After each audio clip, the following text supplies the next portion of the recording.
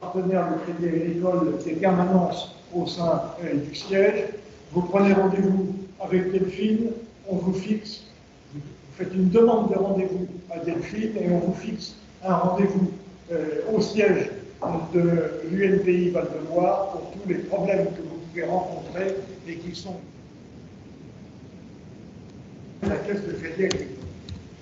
Dans le cadre de notre partenariat, de notre nouveau partenariat avec Cannes Patrimoine, vous pouvez également bénéficier des conseils des conseillers de Cannes Patrimoine, dont ceux qui vous parleront ce soir de la même façon, et nous vous informerons au fur et à mesure de l'évolution de ce partenariat des offres qui vous sont faites.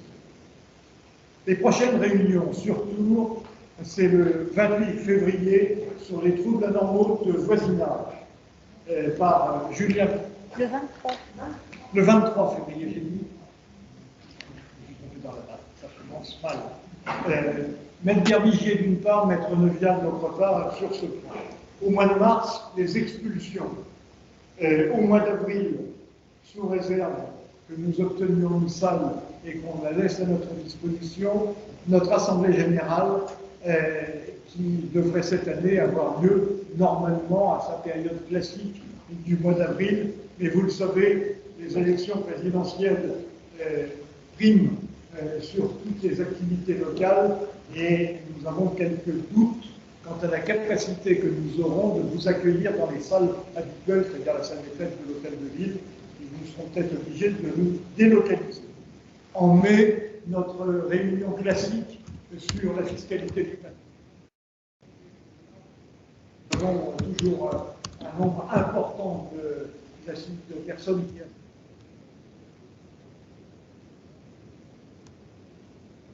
des mesures, naturellement, si nous ne sommes pas définitivement débarrassés de ce problème sanitaire. En juin, nous organisons avec notre partenaire le Crédit Agricole une réunion ouverte sur un problème qui vous concerne tous, qui est le financement des travaux d'économie d'énergie qui sont imposés à l'heure actuelle par la loi climat et les lois suivantes.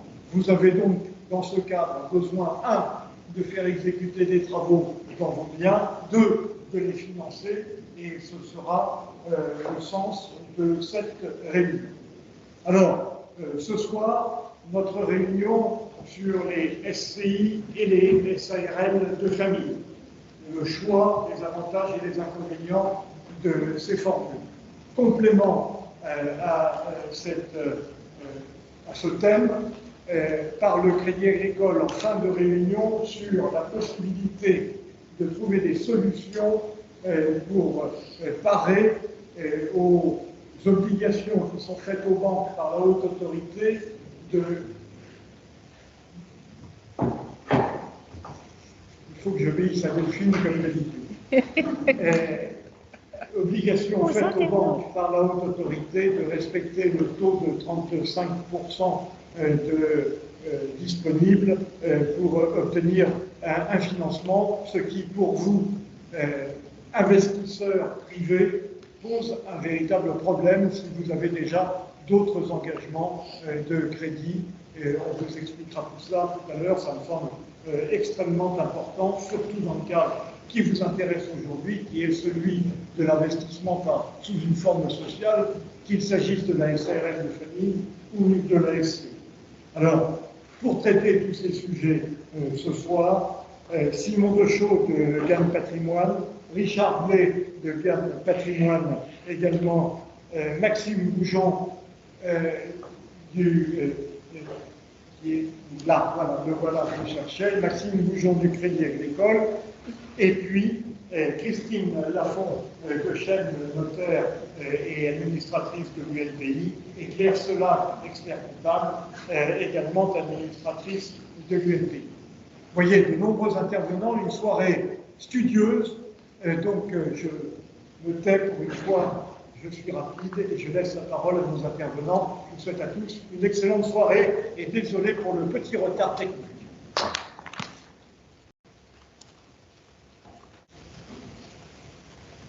Rapidement, qui sommes-nous? Une marque de référence depuis plus de 100 ans, fidèle de Groupama, une approche personnalisée et une analyse pour nos clients.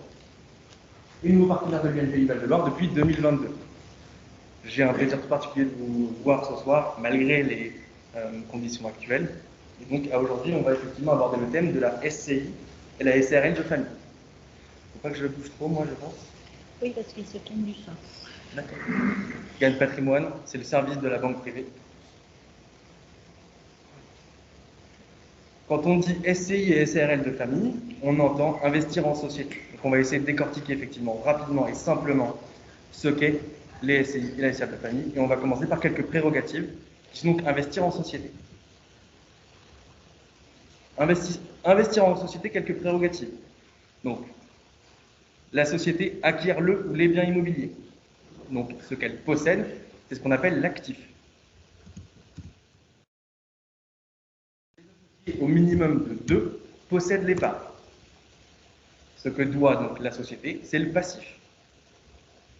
La société crée des statuts.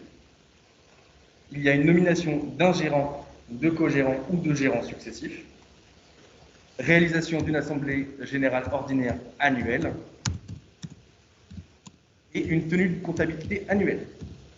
On va faire un point d'attention là-dessus, c'est-à-dire que effectivement, à aujourd'hui, vous pouvez trouver des statuts de société sur Internet, par exemple, où vous pouvez tenir vous-même votre comptabilité. À mon sens, et ça c'est mon conseil personnel, ne faites pas l'économie de pouvoir avoir ces services-là de professionnels. En l'occurrence, les intervenants de ce soir, mais à aujourd'hui, une erreur est vite arrivée. Je vous donne un exemple que j'ai connu malheureusement d'un client qui a perdu un avantage fiscal Pinel sur une mauvaise déclaration comptable. Et c'est très compliqué derrière de pouvoir le récupérer. Donc à mon sens, n'hésitez pas à faire appel aux professionnels. Investir en société permet de posséder le bien à plusieurs en gérant l'indivision. Je pense qu'une bonne partie de la salle a déjà entendu parler ou entendu des histoires par rapport à l'indivision qui ne se sont pas très bien passées. Autant préparer les choses et effectivement éviter tout conflit.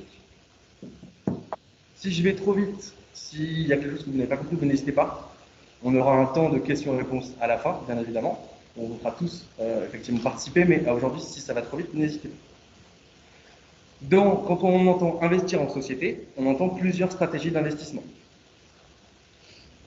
Alors, on va rentrer dans le détail. Apport de capitaux propres, donc c'est financement faible ou inexistant. Donc vous apportez effectivement une certaine somme d'argent. C'est ce qu'on appelle une stratégie d'investissement à capital fort. Investissement sans endettement ou minoritaire. Par exemple, dans le but d'une transmission de parts avec réserve d'usufruit. On reviendra là-dessus un peu plus tard, je vous rassure. Ensuite, vous avez une deuxième stratégie à l'aide d'un financement. Mais attention, c'est la société qui emprunte. Ça s'appelle une stratégie d'investissement à capital faible. Donc, majoritairement financée. Dette long terme, très bancaire. Stratégie de c'est possible. Et on y viendra effectivement. Et troisième stratégie, avec l'apport d'un bien existant à la société. Le bien appartient donc à la société en rétribution de parts pour les associés. C'est-à-dire que vous apportez le bien et vous avez en échange venant de la société des parts. La divisibilité des parts permet un meilleur partage dans une stratégie de transmission. Je vais vous donner un exemple. Vous avez 2 enfants et vous avez 6 biens immobiliers. Il y a très peu de chances sur le marché que les 6 biens aient la même valeur. Et donc à ce titre, si vous voulez effectivement être équitable dans une certaine transmission, admettons, eh bien c'est beaucoup plus simple de diviser effectivement des parts plutôt que répartir des biens différents qui vont sur le long terme prendre des valeurs différentes. Alors, si le bien est grévé de passif, il y a une petite subtilité et je vais laisser Richard en parler. Alors, en fait, une personne morale, en fait, si une personne morale acquiert un bien, si vous avez vous qui directement, elle va racheter ce bien. Ah oui, pardon. Je vous l'avais dit au début, je vous dis tout le temps. En fait, cette personne morale, elle rachète. La société qui est une personne morale, elle rachète un bien. Donc, ce qui veut dire racheter un bien avec du passif, veut dire le refinancer. Le refinancer, il va y avoir à nouveau des coûts financiers. Intérêts, frais bancaires, etc., etc. D'autre part, il va falloir repayer à nouveau des frais de notaire, puisque la personne morale rachète. Donc, attention déjà, vigilance sur ces stratégies, intégrer dans du passif, intégrer un bien ayant du passif dans une SCI, ça s'étudie, parce qu'il va y avoir des coûts supplémentaires. Donc la conclusion, c'est éviter de payer les frais de notaire. Donc, c'est bon, c'est bien passé, super. Ouais, non, je suis quelqu'un de sympathique, moi. Je mets à l'aise tout de suite. En fait, vraiment l'idée, c'est de dire, attention, quand on intègre un bien qui est passif, vigilance. Est-ce que tout est ouvert? Il faut regarder si vraiment on a un avantage.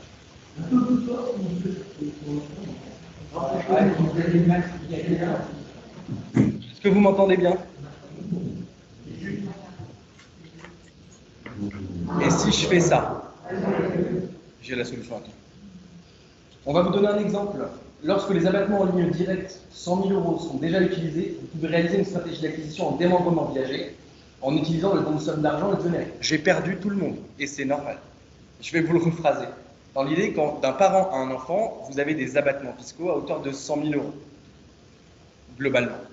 S'ils sont déjà utilisés, vous avez la possibilité d'un parent à un enfant de faire un don de somme d'argent exonéré à hauteur de 31 865 €. Je vérifie le chiffre quand même. Si vous êtes dans une stratégie de transmission, vous pouvez effectivement utiliser ces sommes d'argent, du moins vos enfants peuvent utiliser ces sommes d'argent pour pouvoir acquérir un bien en nue propriété, vous gardez l'usufruit de ce bien-là, et donc,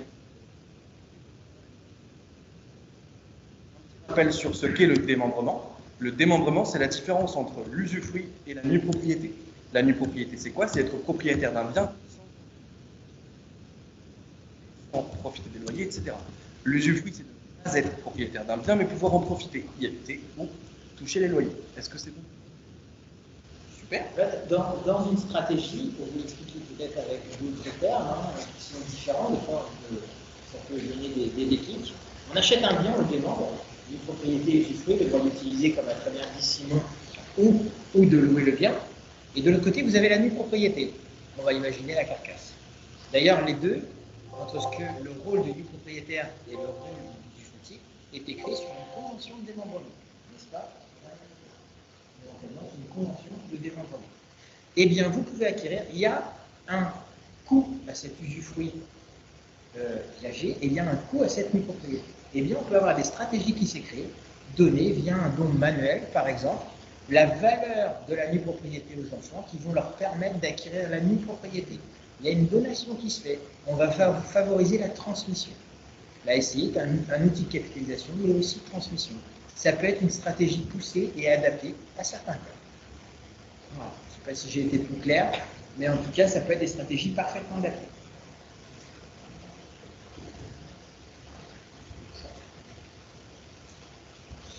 Donc investir en société, maintenant que vous savez tous ce que c'est, et donc on va maintenant aborder la SCI, la Société Civile Immobilière. La Société Civile Immobilière, c'est quoi? Donc, elle peut posséder plusieurs types de biens.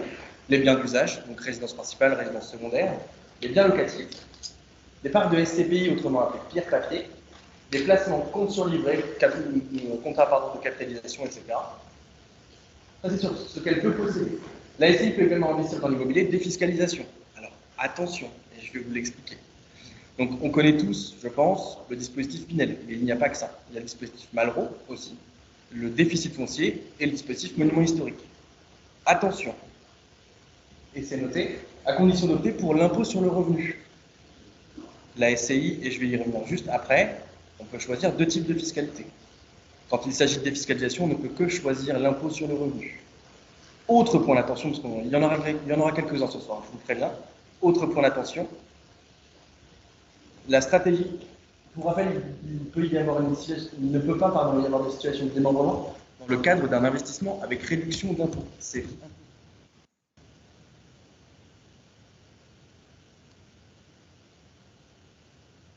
la SCI peut opter donc pour deux types de fiscalité. La condition était bien trouvée. L'impôt sur le revenu ou l'impôt sur les sociétés. Voilà les deux différences. Donc, je vais pouvoir vous expliquer. La SCI a l'impôt sur le revenu. La société déclare ses revenus et ses charges locatives dans une déclaration 2072. Je vais vous donner effectivement beaucoup d'informations sur les deux choix de fiscalité. Ce n'est pas la peine de tout retenir, il n'y aura pas d'examen à la fin, je vous rassure. Mais c'est important effectivement de connaître toutes les conditions. Donc, la déclaration se fait sur 2072. Ensuite, chaque associé reporte le résultat en fonction de sa quote-part dans une 2044, dans une déclaration 2044. Ce qu'il faut vous dire, c'est que la 2072, c'est pour la société, la 2044, c'est pour les associés, au prorata des parts qu'ils possèdent. on va rentrer un peu plus dans le débat. Si les revenus fonciers sont supérieurs à 0, donc il y a un bénéfice, l'impôt sur le revenu, donc il y a une imposition sur le revenu par rapport à votre tranche marginale d'imposition, qui sont rappelées aujourd'hui 0, 11, 30, 41, 45. Plus les prélèvements sociaux, l'impôt pour tous, entre grands guillemets, qui sont à 17,2% sur la quote-part qui lui revient. Je vous donne un exemple. Vous avez 1 000 € de bénéfices, vous êtes deux associés égaux, donc à 50% chacun. Ça veut dire qu'aujourd'hui, vous reportez sur votre déclaration de revenus 500 € qui vont être taxés à hauteur de votre tranche marginale d'imposition, plus les prélèvements sociaux. C'est bon pour tout le monde? Alors, bonsoir à toutes et à tous. Je me présente, je m'appelle Mickaël Dillet, je suis inspecteur gain de patrimoine. Je vais essayer de prendre le relais de mes deux collègues. On n'entend pas forcément bien le son et je comprends là dans le chat. Donc, j'ai le chat en face moi et je vais vous co-animer les slides lorsqu'ils les dérouleront. Donc, je vais faire au mieux pour pouvoir suivre le trend. Si tout le monde m'entend, est-ce que je peux juste avoir un petit OK et si c'est bon pour tout le monde? Super, allez, on fait comme ça. Donc, la SCI, je reprends vite fait la main. Donc la SCI à l'IR, je pense que vous le savez, il y a deux choix fiscaux pour la SCI, l'IR ou l'IS. Donc la SCI à l'IR, c'est ce qu'on appelle la société semi-transparente. Donc en gros, la société déclare classiquement ses charges locatives comme du revenu foncier classique. Et ensuite, on redescend selon les codes-parts pour chaque associé. Deux possibilités. Le revenu foncier est positif. Dans ce cas-là, ce n'est pas la société qui va payer. Oui, je vois super, bon, tant mieux pour tout le monde. Ce n'est pas la société qui paye l'impôt. On est sur ce qu'on appelle une fiscalité semi-transparente. Donc, ce sont les associés qui vont payer l'impôt. Donc, on est sur le barème progressif. Donc, on vous a mis les tranches marginales. Ce sont les tranches supérieures dans lesquelles vous êtes taxé. Donc, ça dépend du revenu imposable que vous avez, plus les prélèvements sociaux. Donc, il faut faire attention à ça parce qu'on peut penser que je fais une SCI à l'IR, je n'ai pas d'impôt, mes loyers couvrent mes emprunts, mais non, attention. Avec l'impôt sur le revenu, ce n'est pas le cas, sans parler de la CSG. À l'inverse, vous êtes en déficit foncier. Déficit foncier, vous pouvez l'imputer sur vos revenus fonciers classiques. Donc en fait, on retrouve le schéma comme si vous étiez en direct. Et si jamais il y a un déficit foncier qui est supérieur au revenu locatif que vous avez, dans ce cas-là, vous pourrez reporter l'excédent 10 700 sur le revenu global une fois. Je suis désolé, j'étais super vite, c'est pour rattraper le slide. Maintenant, je vais être plus cool. Si on opte pour l'IS, qu'est-ce qui se passe? La société va déclarer de la même façon revenus et charges locatives, d'accord? Or, à l'inverse, par contre, la SCI va pouvoir déduire ce qu'on appelle les frais de notaire. Il faut le savoir, on ne peut pas déduire les frais de notaire à la SCI à l'IR. Ça, c'est souvent mal maîtrisé. Et puis également les frais d'intermédiaire, s'il y a des frais d'ingénierie ou autre, si vous faites aider d'un avocat fiscaliste. La SCI, on va dire qu'elle va pouvoir aussi également pratiquer l'amortissement comptable du bien. C'est quoi l'amortissement comptable? C'est ni plus ni moins une charge fictive qui va venir constater la dépréciation du bien. En fait, c'est un avantage parce que ça vient minorer le résultat. D'accord? Et donc, si le résultat est supérieur à 0 malgré tout, cette fois, contrairement à la SCI à l'IR, c'est l'impôt sur les sociétés qui va être prélevé. Donc, l'impôt sur les sociétés, c'est 15%, il n'y a pas de prélèvements sociaux. Et si on a vraiment un résultat conséquent, parce qu'une grosse SCI foncière, 25%. Et même les 25, vous voyez que c'est beaucoup plus intéressant que les 33. Bon, ils vont super vite, mes collègues, je suis désolé. Je vais leur dire de se calmer un peu. Et alors, par contre, il faut faire attention, le résultat net, lui, il reste dans la société. Donc, si vous avez un versement, vous aurez automatiquement fiscalité des dividendes. Fiscalité des dividendes, forcément, c'est 30% derrière. Donc, ça a des avantages, certes, mais attention, si vous versez les dividendes, vous êtes refiscalisé. Je leur dis un peu moins vite, s'il vous plaît. Je ne sais pas comment ils peuvent animer aussi rapidement, sans question là-bas. Alors, qu'est-ce qu'il faut faire? SCI à l'IR ou à l'IS? Ça, c'est le grand débat. Parce qu'on pourrait se dire que sur le plan fiscal, c'est-à-dire en cours de vie de la société, lorsque je fais un emprunt, il vaut mieux opter pour l'amortissement. Et dans ce cas-là, je vais opter plutôt pour l'impôt sur les sociétés. Parce que ça va m'éviter de l'impôt au barème progressif, peut-être dans une tranche à 30%. Il faut savoir que la tranche à 30%, elle commence pour un couple directement à 57 000. Donc 57 000 pour un couple, ça peut aller très vite. Et automatiquement, vous tombez dans la tranche à 30. Donc à l'IS, on peut amortir le bien, ce qui fait qu'automatiquement, c'est plus intéressant, on a moins d'impôts. Et puis, s'il y en a, on est dans un taux réduit à 15. versus 30, 41, voire même 45.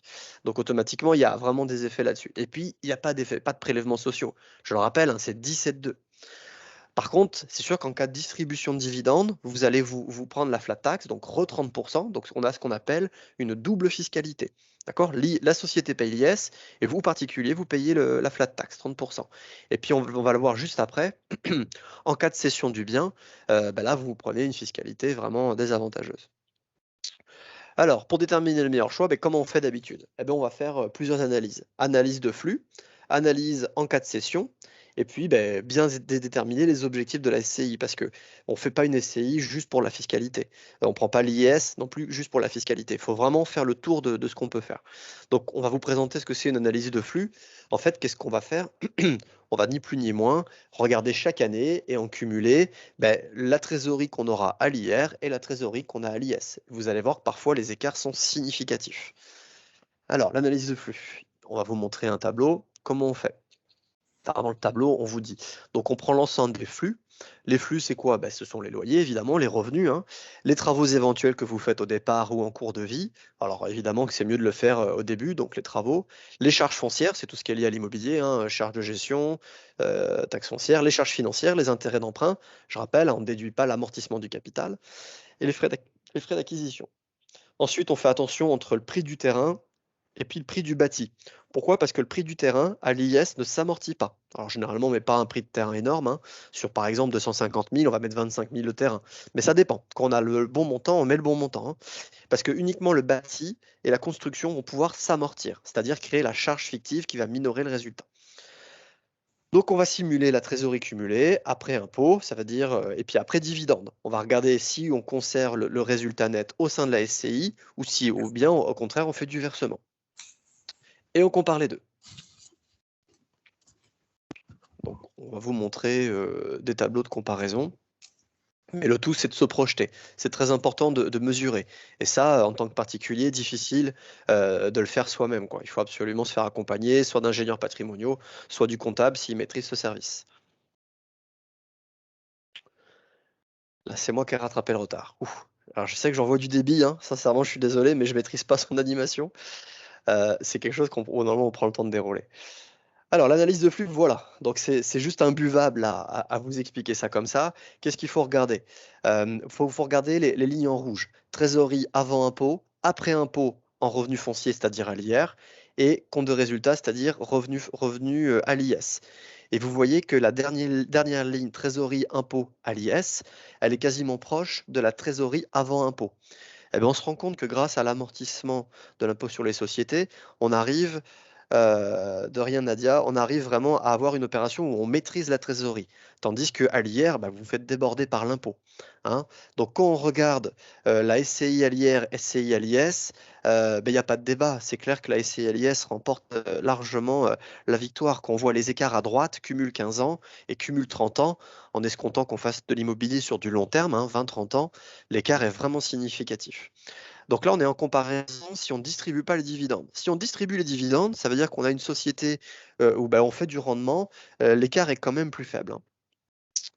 Donc, voilà, il faut se projeter et mesurer. Et forcément, s'il y a des travaux, plus ou moins de travaux, si la foncière est importante sur le terrain, ça va avoir des impacts. Donc, il faut mesurer et chaque SCI n'a pas le même verdict.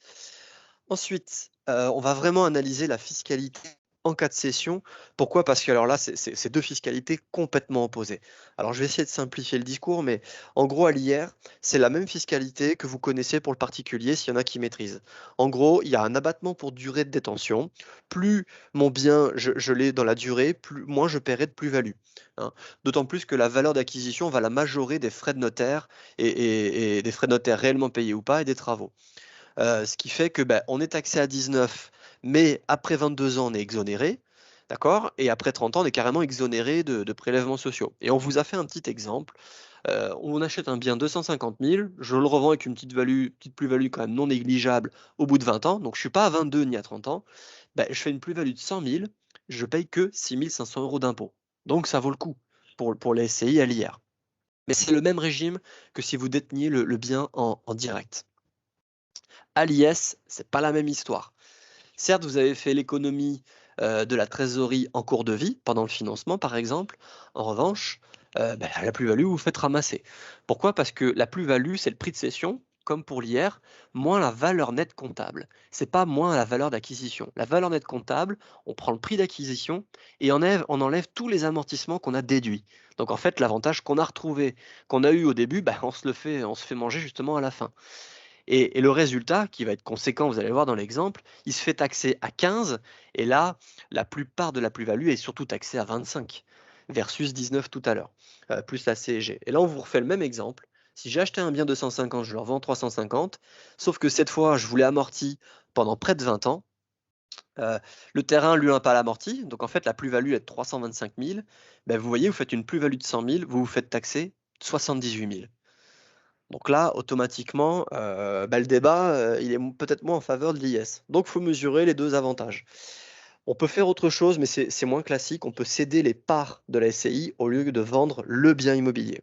Ça veut dire quoi? Ça veut dire que les acheteurs n'achètent pas le bien, mais ils achètent les parts de la SCI. Alors ça se fait, c'est moins courant. Si vous trouvez un acheteur, parfois c'est plus intéressant. Pourquoi? Parce qu'on va rentrer dans un autre régime fiscal avec des abattements pour durée de détention. Mais attention, si on est dans une TMI importante, 30 ou 41, ça peut être quand même important, la plus-value. Donc, il faut mesurer. Hein. Si on doit résumer, là, le temps que mon collègue reprenne la parole, la trésorerie, c'est forcément mieux de la gérer à l'IS. Par contre, la plus-value de cession, vous vous faites incroyablement massacrer à l'IS. Donc, en fait, comment on fait pour choisir le bon choix? Vous allez voir les slides suivantes. On va faire la comparaison des deux. Puis on va surtout regarder dans quel objectif vous montez cette SCI-là. Est-ce que c'est une SCI qui est là pour cracher du rendement et vous faire du revenu complémentaire assez rapidement? Dans ce cas-là, il y aura distribution de dividendes ou de flux. Est-ce qu'on est plutôt sur une stratégie de transmission avec conservation des biens au niveau de la famille? C'est qu'on appelle des stratégies intergénérationnelles, grands-parents, parents, enfants. Dans ce cas-là, on va faire attention sur la durée. Par contre, il y a des gens qui me font des SCI, ils pensent qu'on est sur des stratégies de capitalisation parce qu'ils vont vous vendre les biens au bout de 9, 10 ans en disant on a fait des travaux, on a embelli le bien et hop, on va le revendre. Donc, il faut vraiment faire attention. Dans quelle stratégie on se pose? Et puis, il faut aussi faire attention à votre environnement fiscal d'aujourd'hui. Est-ce que je suis dans une TMI à 30? Si je fais ma SCI, je passe à 41. Ça peut être dramatique. Donc, il faut bien mesurer votre schéma à vous aujourd'hui et surtout dans quels objectifs vous souhaitez faire cet SCI-là. Donc voilà ce qu'on pouvait dire sur le match SCI-IRIS. Donc là, ils vont reprendre sur les avantages et comment mesurer, je pense. Est-ce qu'il y a des questions? N'hésitez pas, hein, j'essaie d'avoir un œil sur le chat en même temps. Alors, compliqué de répondre à des questions très précises et très personnalisées. Si vous le souhaitez, de toute façon, c'est l'objectif de ce nouveau partenariat avec Gain Patrimoine, donc nous-mêmes. Nous, on est basé sur le conseil. Le conseil, l'ingénierie, on vous l'offre. On ne le fait pas payer dans le cadre du partenariat. Donc, n'hésitez pas par la suite à nous solliciter par mail, rendez-vous, ce que vous voulez.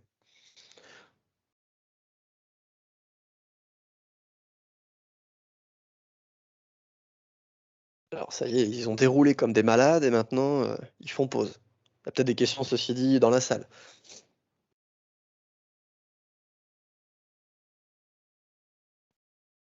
Allez, on continue. Non, on continue pas.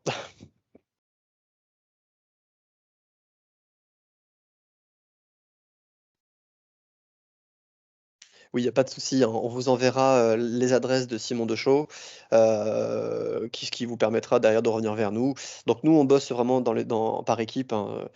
Moi, je suis ingénieur également patrimonial, en plus d'être inspecteur. Vous avez Richard Blake qui est ingénieur. Donc on monte les stratégies ensemble.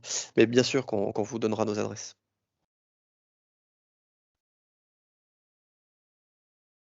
Et j'ai envie de vous dire, on pourra même vous envoyer le PowerPoint en PDF si ça vous intéresse. Il n'y a pas de souci. À partir du moment où on vous l'a présenté, moi j'ai rien à cacher, on vous l'enverra.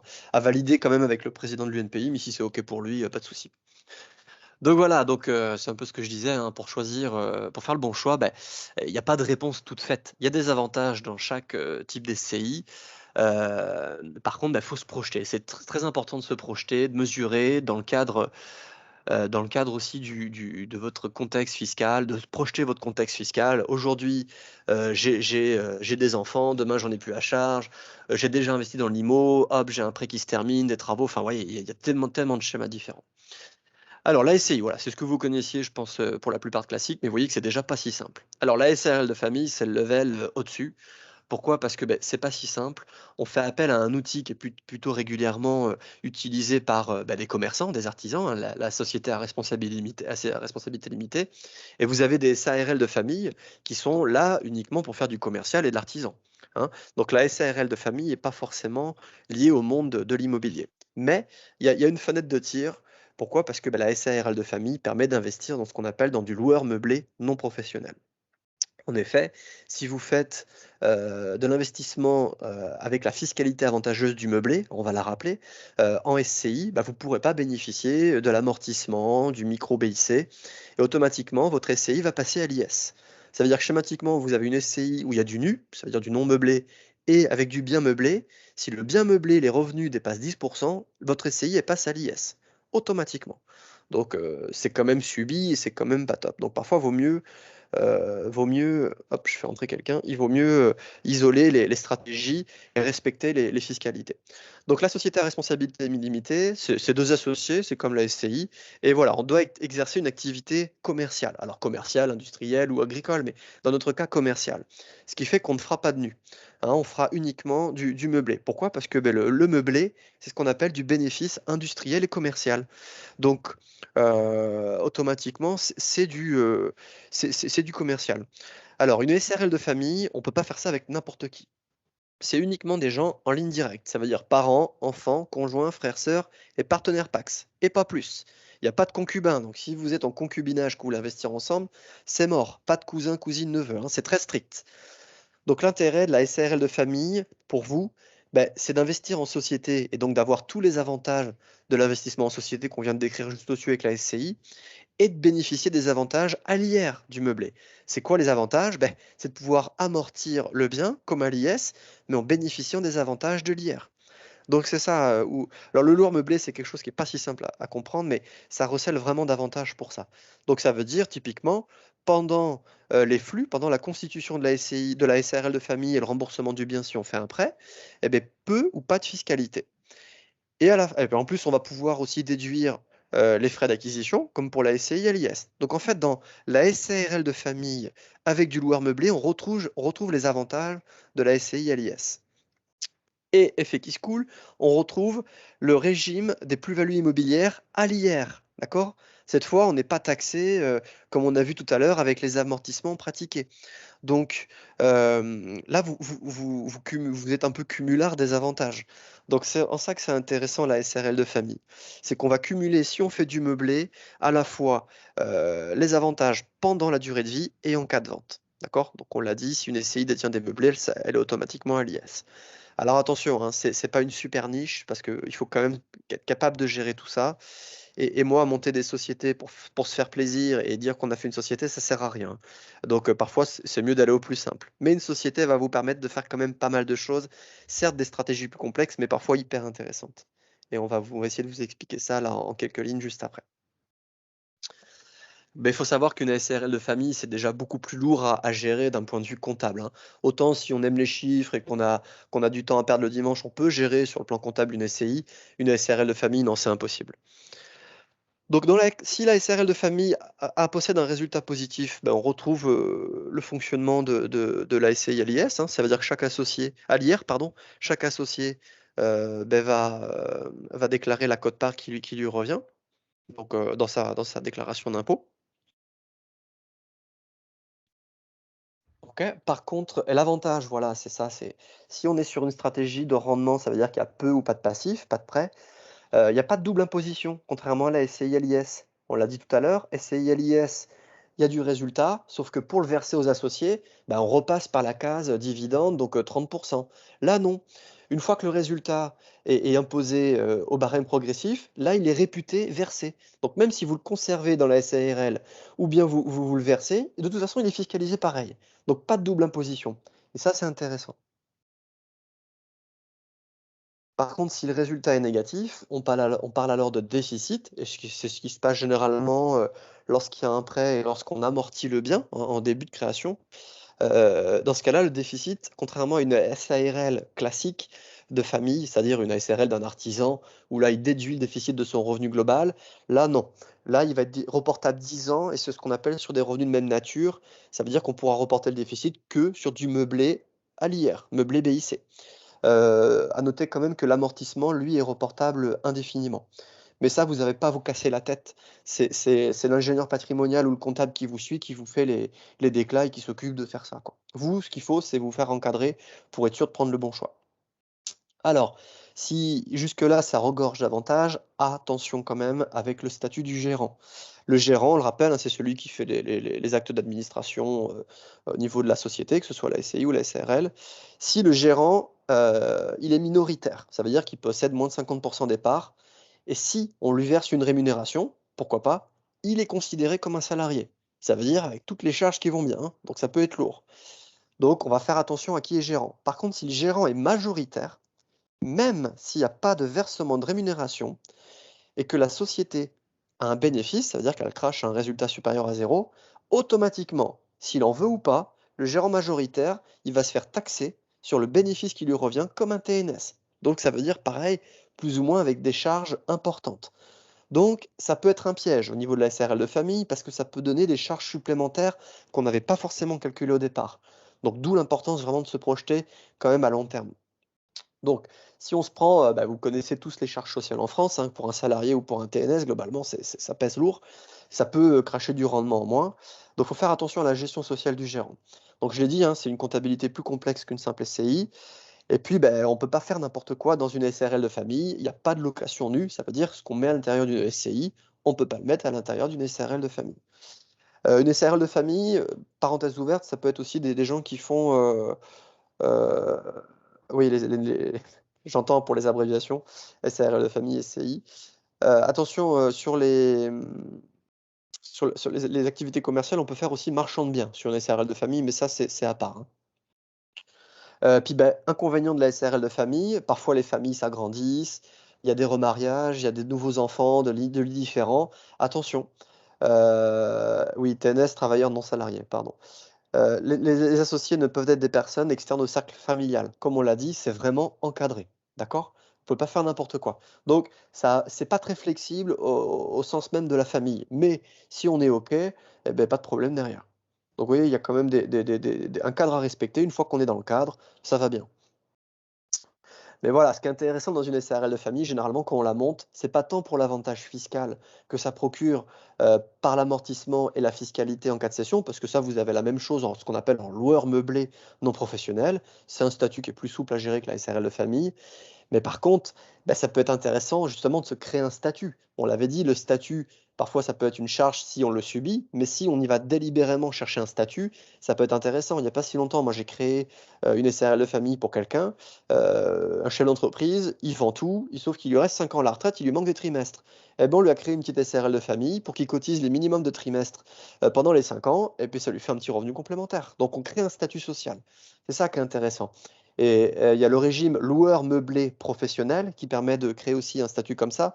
Mais alors là, faut investir gras parce que faut que ça crache 23 000 € de recettes brutes par an. Donc vous voyez, là, il faut investir quand même des sommes rondelettes.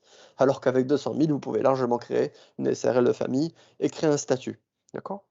Et alors là, on peut même faire des choses encore plus complexes, mais c'est qu'on veut parler à tout le monde, et peut-être pas tout le monde est éligible, mais quand on a vraiment des grosses SARL de famille, on peut même utiliser ce qu'on appelle le pack du trail.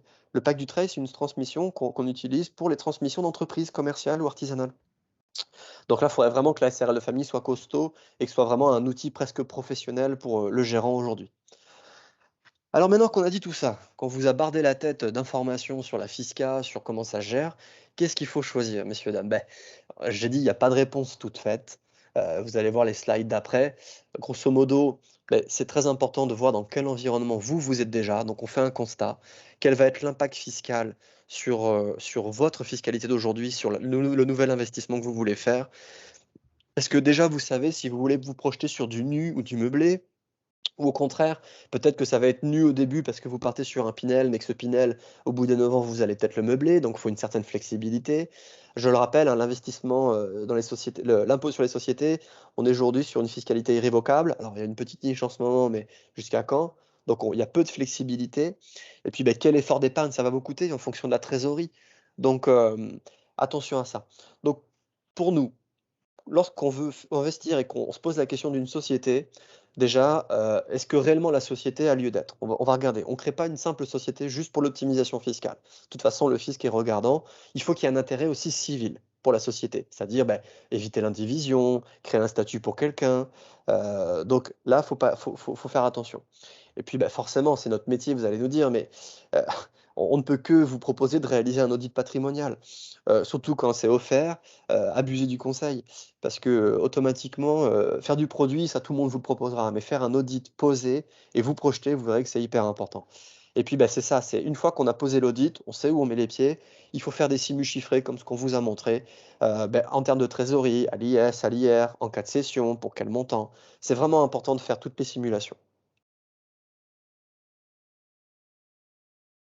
Voilà, et puis une fois que vous savez, il y a toujours des aléas, mais au moins on sait à peu près où on met les pieds. Et puis aussi d'un point de vue de transmission, est-ce qu'on y va juste pour une SCI de transmission, ou bien non, c'est plutôt du rendement pour la retraite, un peu des deux. Donc l'idée, c'est vraiment d'écrire une stratégie personnalisée, mais on essaie aussi de faire de plus en plus des stratégies flexibles, pour que rien ne soit ancré dans le marbre. On ne sait jamais ce qui peut se passer, tant en termes de la famille, des décès, des séparations, de la fiscalité, on est quand même malgré tout sur de l'instabilité fiscale. Donc voilà, nous on peut que vous recommander avec l'UNPI, vous avez notaire, avocat fiscaliste, pardon, et puis le comptable, expert, et plus nous, on peut que vous recommander de vous faire encadrer, hein. Alors c'est comme ce que disait Simon au début, vous avez beaucoup de statuts qui sont téléchargeables sur Internet, mais enfin bon, faites pas du copier-coller, il y a des statuts, ne serait-ce qu'en termes de décès. Il y a des gens qui oublient simplement, en cas de décès, c'est qui le gérant qui va succéder au gérant? Il suffit de rajouter une clause de gérant successif et on prévoit ça. Et ça, c'est une ligne. C'est rien, hein, mais on peut faire des choses vraiment sexy avec des SCI.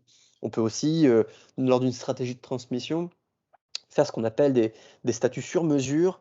Lorsqu'on donne la majorité des parts aux enfants en nue propriété, quand même conserver le droit de disposition de vendre sans l'accord des enfants. Donc il faut faire attention, il faut qu'ils soient d'accord quand même, il ne faut pas les écarter. Mais on peut faire des choses avec les statuts vraiment, vraiment sympas. Et puis des statuts, ça se révoque en assemblée générale extraordinaire, ça peut s'adapter en cours de vie à la société. Voilà ce qu'on pouvait dire. J'espère que j'ai pas été trop vite. C'est vrai qu'ils ont bombardé. On avait dit 45 minutes, mais ça a été un peu vite. S'il y a des questions, moi je peux y répondre encore un peu par chat, sur le chat. Sinon, encore une fois, s'il y a des questions vraiment personnelles, je vous invite à nous contacter par mail et puis on fera ce qu'il faut. En visio, d'ailleurs, on peut bosser en visio. Ou alors venir chez vous, nous on bosse comme ça, on vient plutôt voir les gens parce que nos bureaux, nous, sont au Futuroscope et à La Rochelle, donc c'est pas forcément simple pour Tours de venir vous voir. Donc nous, on a plutôt l'habitude de venir vous voir. Bon, j'ai encore 10 minutes avant de partir moi-même sur un rendez-vous en visio, donc si des gens ont des questions, n'hésitez pas, je peux profiter de ces 10 minutes.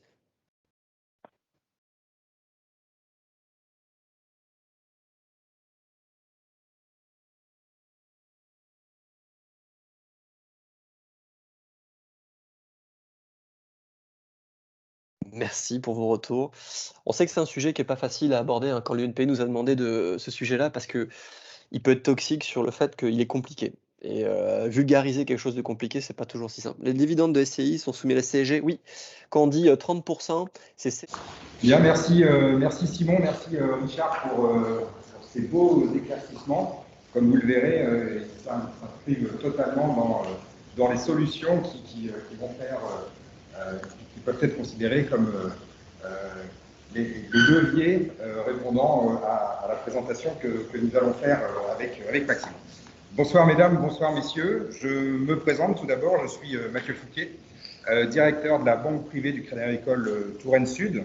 Je suis accompagné par mon homologue Thibaut qui est juste là, qui lui intervient sur Touraine Nord, et Maxime Goujon qui est un de mes collaborateurs, conseiller privé au sein de mon centre de patrimoine. Avant de débuter et de rentrer dans le vif du sujet, permettez-moi de vous présenter tout d'abord tous mes voeux pour cette nouvelle année. Il est encore temps. Nous avons encore quelques jours devant nous, il est de coutume de le faire. Que cette nouvelle année vous soit profitable ainsi qu'à vos proches à tout point de vue et notamment dans la gestion de votre patrimoine et encore plus particulièrement immobilier. Je profite également de ces quelques moments pour remercier l'UNPI, notre partenaire, qui nous donne l'opportunité d'intervenir ce soir pour vous apporter de l'information.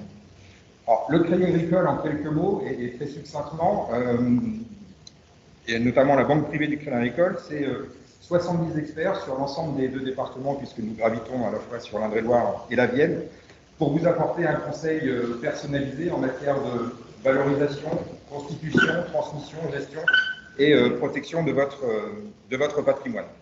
Nous nous efforçons de vous apporter un conseil avisé et surtout un conseil personnalisé en lien avec votre situation, qui est une situation individuelle, mais aussi en lien avec la réglementation. C'est la raison pour laquelle nous intervenons aujourd'hui en lien avec notre partenaire pour vous présenter les recommandations émises par le HCSF. Alors le HCSF, c'est le Haut Conseil à la stabilité financière, qui a émis quelques recommandations en vue notamment en matière de diffusion de crédit et des conditions à respecter pour mieux accompagner notamment les primo-accédants. Donc il y a quelques éléments qui sont importants à prendre en compte. Et sur ce point-là, je vais céder la parole à Maxime, qui va vous présenter le contexte de ces évolutions, mais aussi et surtout les leviers qui vont vous permettre d'y faire face. Maxime. Bonjour à tous. Effectivement, je suis Maxime Privé sur la Touraine et surtout sur le Tour Sud. Donc, on va parler aujourd'hui des recommandations qui sont maintenant devenues des directives, des réglementations qui doivent être imposées et respectées par les banques. Donc l'HCSF, c'est effectivement le Haut Conseil à la stabilité financière. Son rôle est assez précis, c'est de surveiller et de veiller à la stabilité financière en France. Donc il régit le crédit immobilier notamment, avec toutes ces nouvelles règles. On entend beaucoup parler du taux d'effort, donc le nouveau terme pour parler finalement du taux d'endettement. Donc on a 3 types de prêts. Voilà, pour rentrer dans le vif du sujet, on a 3 types de prêts aujourd'hui. On a les prêts de trésorerie, donc, qui financent vos besoins de trésorerie, véhicules, ça peut être des travaux, ça peut être tout simplement un besoin de trésorerie. On a les prêts professionnels, donc pour les besoins professionnels. Et enfin, on a les crédits habitat. Donc, les crédits habitat sont énormément réglementés. Donc, déjà d'une part par la directive des crédits immobiliers, qui régit notamment l'assurance emprunteur, les choses comme ça. Et à côté de cela, on a ces fameuses réglementations qui sont d'ailleurs applicables et à respecter depuis le 1er janvier 2022 par les banques, sous peine de sanctions financières sur chaque dossier qui est hors norme et qui ne répond pas à leurs critères. Donc, déjà tout d'abord, les projets habitat, il y en a certains qui sont exclus de cette directive. On peut avoir déjà tous les prêts qui sont pour des reprises de prêts, donc des rachats de créances. Donc une banque rachète un prêt qui était déjà octroyé par une autre banque. Là, on est hors critères HCSF, donc on n'est pas régi par ces règles. On a tous les crédits à la consommation, qui ne sont pas garantis par des garanties réelles. Donc les garanties réelles, généralement, on entend par là, ce sont des sûretés réelles qui portent sur un bien, notamment les biens immobiliers. On a les courts termes relais, donc je vais y venir. Les courts termes relais, ce sont des solutions de financement émises par les banques pour pallier parfois une situation de rachat de biens suite à une vente. Là, pour pallier à ce moment de déséquilibre financier, on peut financer sur une période assez courte ce besoin de trésorerie. Et en l'occurrence, ça ne fait pas partie de ces règles.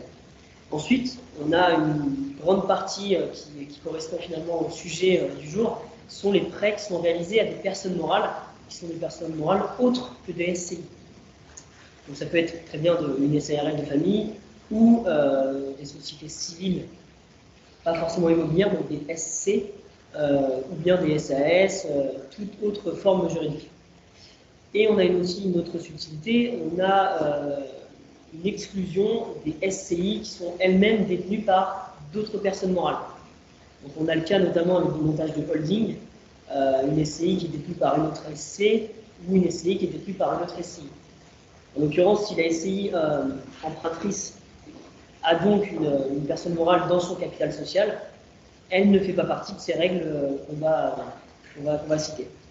Donc les règles, finalement, il n'y en a pas énormément. Il y en a surtout deux. Il y en a une qui porte sur le taux d'endettement, le taux d'effort, qui ne doit pas dépasser les 35%. Et enfin, on doit respecter une certaine durée d'emprunt.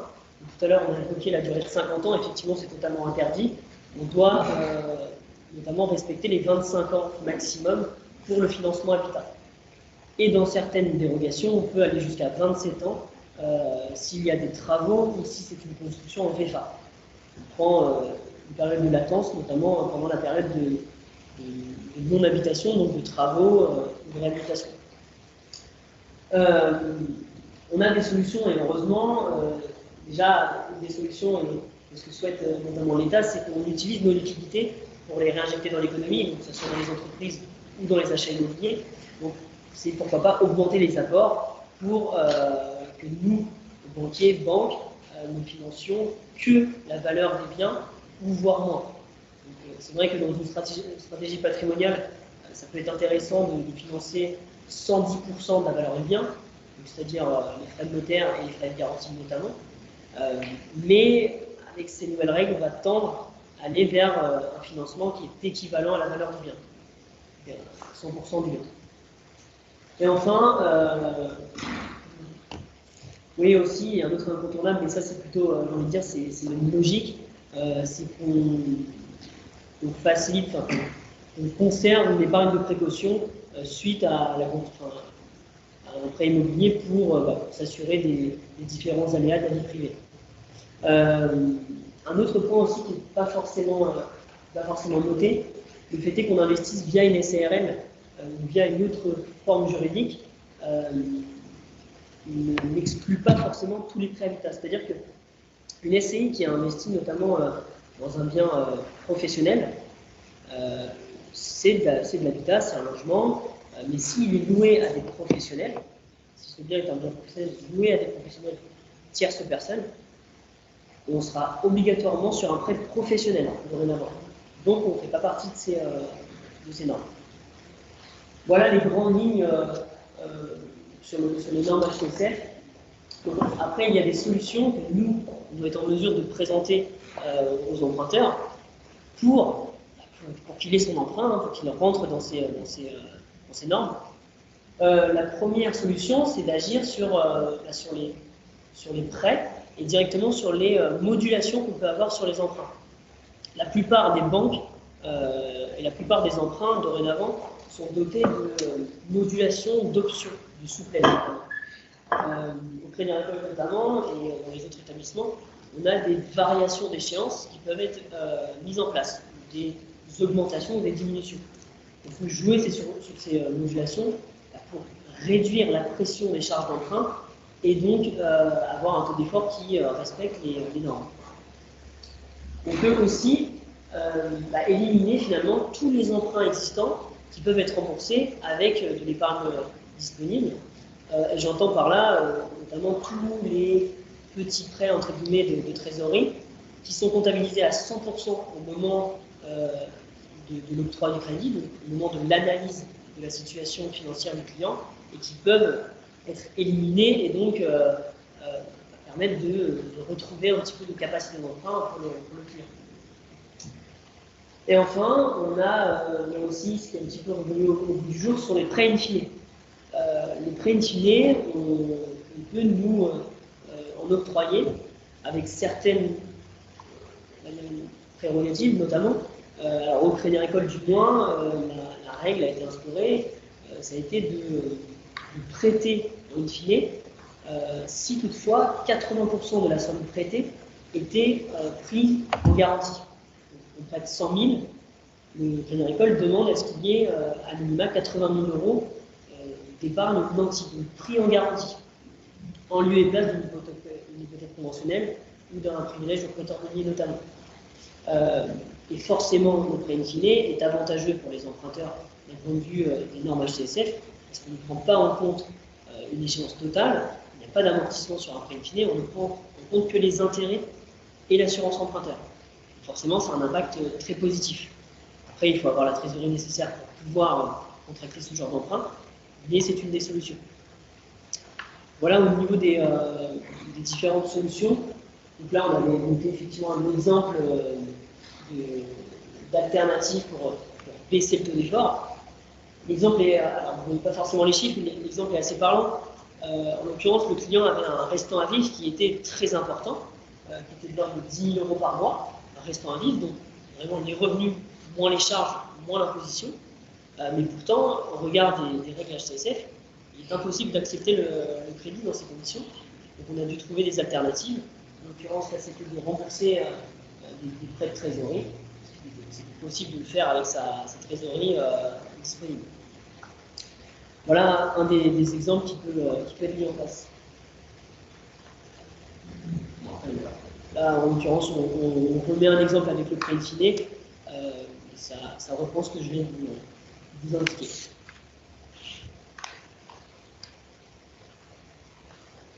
Mais alors, après, la formule de calcul du taux d'effort est assez simple, elle a été simplifiée d'ailleurs fortement.